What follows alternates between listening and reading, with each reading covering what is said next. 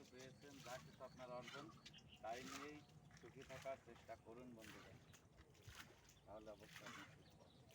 সুখের নেশায় মানুষ পাগল হয়ে দিক বিদিক ছোটাছুটি করে, কিন্তু সুখের দেখা পায় না। কী কারণ? এর একটাই কারণ, মানুষের অতি চাওয়া।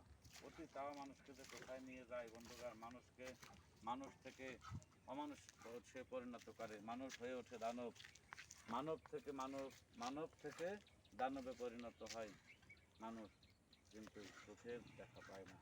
একটা পর্যায়ে গিয়ে সব কিছু তছনছ হয়ে যায়। এই কারণে বন্ধুগণ, সকলকে বলছি, যার যা কিছু আছে তাই নিয়ে সন্তুষ্ট থাকেন, কাজ করেন, সফলতা আপনি অবশ্যই পাবেন। সফলতা কোনো কিছুর মধ্যে আটকে থাকে না, সফলতা কোনো কিছুতেই বাধা দিয়ে থাকে না।